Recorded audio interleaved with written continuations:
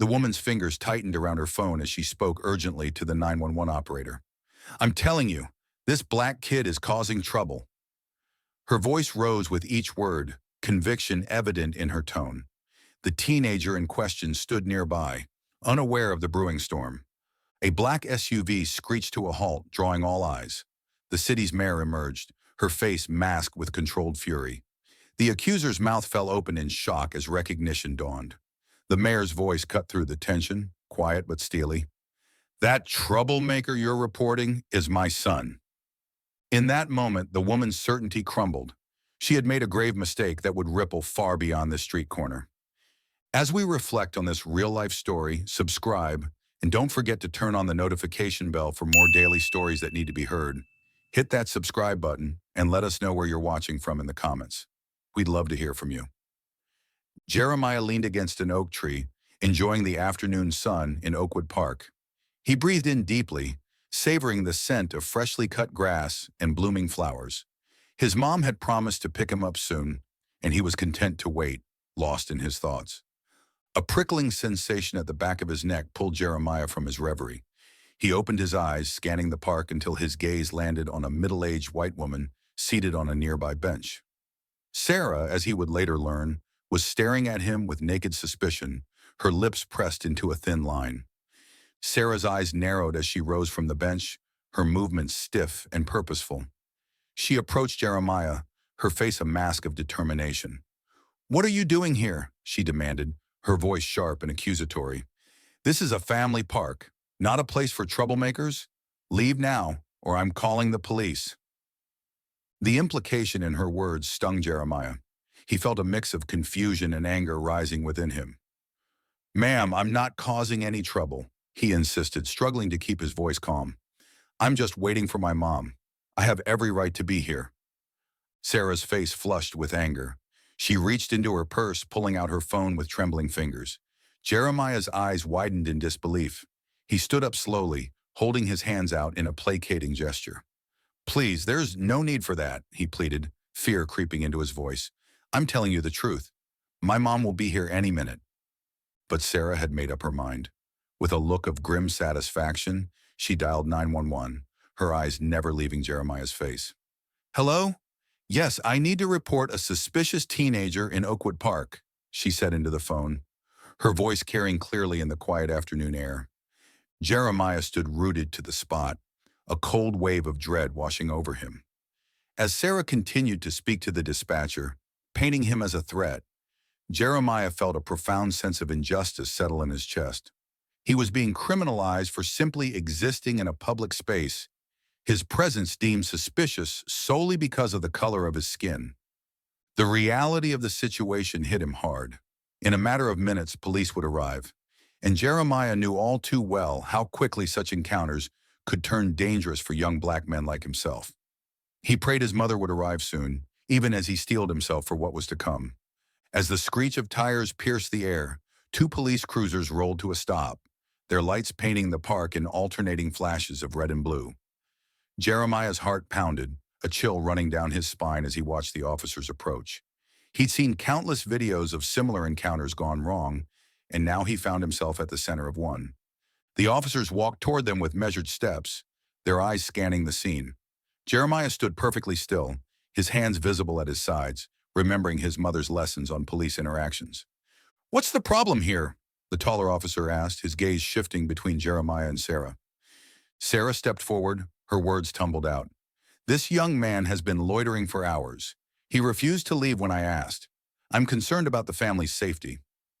Jeremiah felt a surge of frustration at Sarah's distorted version. He opened his mouth to speak, but the second officer cut him off. "We'll get to you in a moment, son," he said, his tone making it clear that Jeremiah's side was secondary. The officers questioned Sarah, nodding as she embellished her account.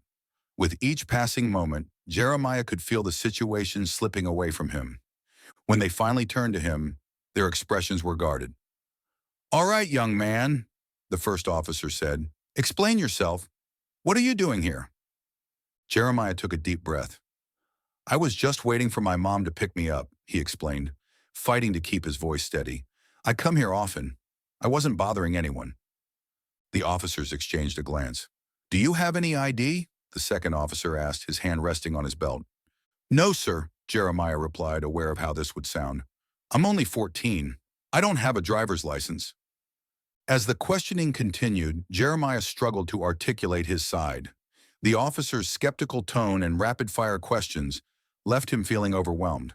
He sensed the situation escalating, the officer's posture becoming more rigid. A small crowd had gathered, several onlookers recording with their phones. Jeremiah's anxiety grew, knowing this humiliating moment could end up on social media. Just as the situation seemed poised to worsen, the low rumble of an approaching vehicle caught everyone's attention. A sleek, black SUV pulled up to the park entrance.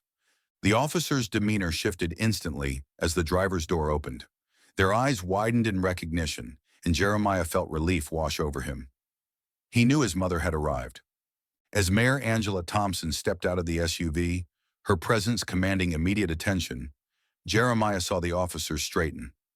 Sarah's mouth fell open in shock, the realization of her mistake dawning on her face.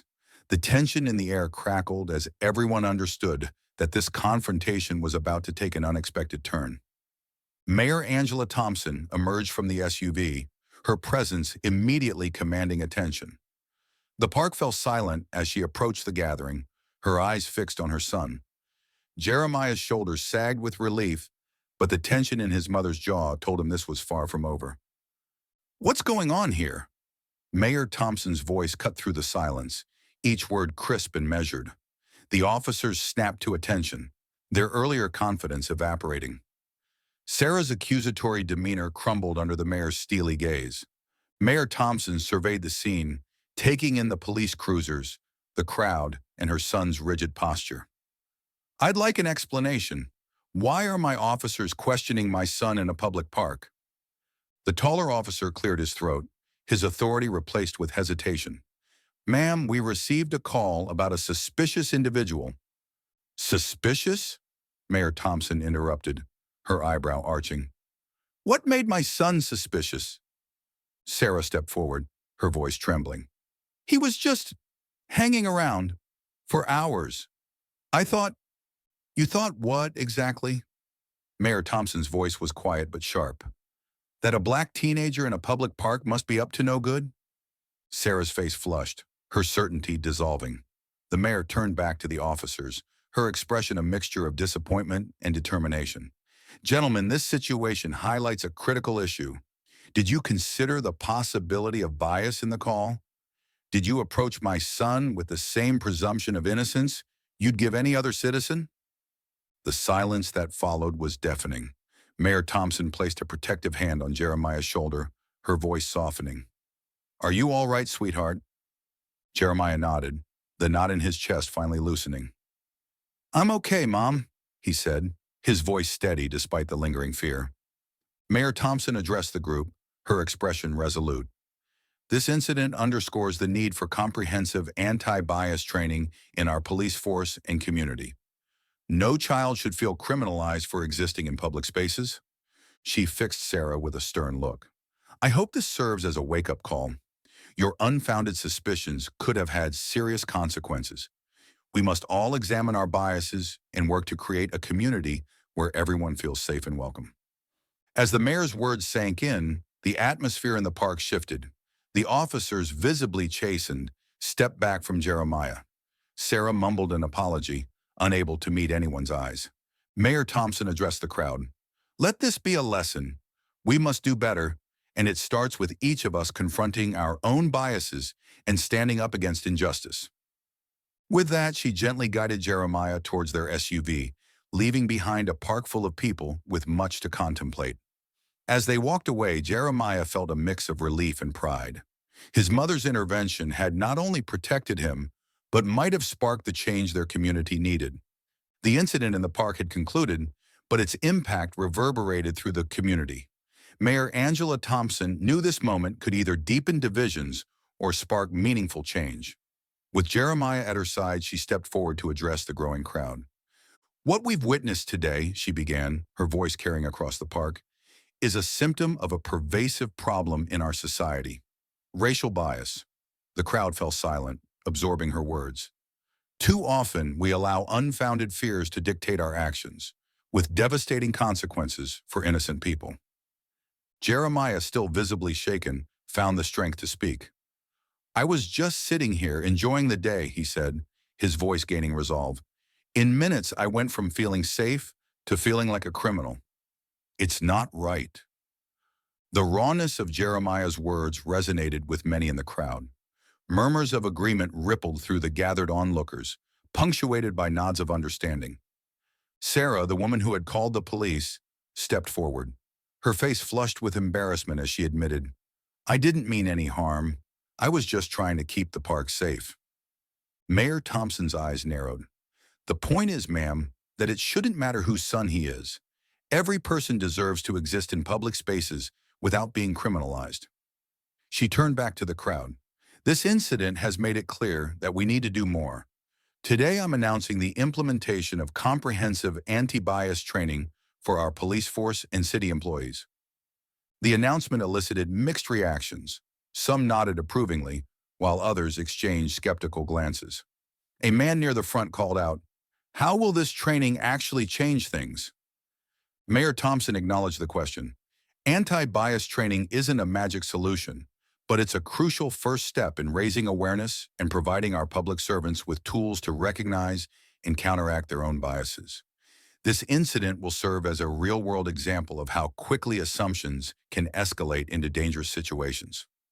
As the crowd continued to debate, Mayor Thompson turned to Jeremiah. In a quiet moment, she pulled him into a gentle hug. "I'm so proud of you," she whispered. "You handled this with more grace than anyone should have." Jeremiah leaned into his mother's embrace, a mix of exhaustion and relief washing over him. "Do you think things can change?" he asked softly. Mayor Thompson met her son's eyes. "Change is never easy," she said firmly, "but moments like these can be the spark that ignites real progress. We just have to be brave enough to keep the conversation going." As they made their way back to the SUV, leaving behind a park buzzing with intense discussions, it was clear that the day's events had struck a chord. The incident had forced the community to confront the reality of racial profiling head-on, and the conversations that followed would echo through City Hall, police precincts, and dinner tables across the city for weeks to come. As the sun dipped below the horizon, casting long shadows across Oakwood Park, the impact of that fateful afternoon continued to resonate. Mayor Thompson's words echoed in the minds of those who had witnessed the confrontation, exposing the raw nerves of racial tension that still pulsed beneath the surface of their community. In the days that followed, conversations sparked across the city. People grappled with uncomfortable truths about their own biases, re-examining interactions they had once dismissed as harmless. The local newspaper explored the roots of racial profiling, while community leaders organized town halls to address the issue head-on. Jeremiah, still processing the weight of his experience, found an unexpected ally in his school's debate club. As he shared his story, his classmates listened with rapt attention, their eyes widening as they realized the gravity of what he had endured. It was a stark reminder that the fight against prejudice was far from over, even in their seemingly progressive town. Mayor Thompson pushed forward with plans for comprehensive anti-bias training, facing pushback but standing firm in her conviction. "We cannot afford to be complacent," she repeated in interviews and council meetings. "Every unjust interaction chips away at the foundation of trust our community is built upon."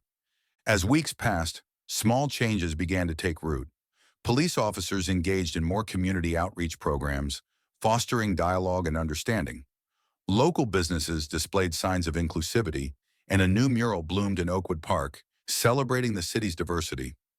Civil rights leader Keon Harold's words resonated deeply. "There are thousands of black men sitting in prison who have been falsely accused. That's why we have to address incidents like this now." The incident in Oakwood Park had been a wake-up call, challenging us to examine our own biases and actively work towards creating a more just society.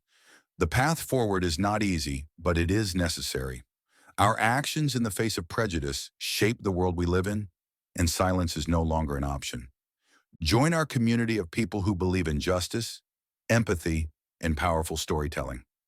By subscribing, you're not just watching, You're part of a movement that values real stories and change.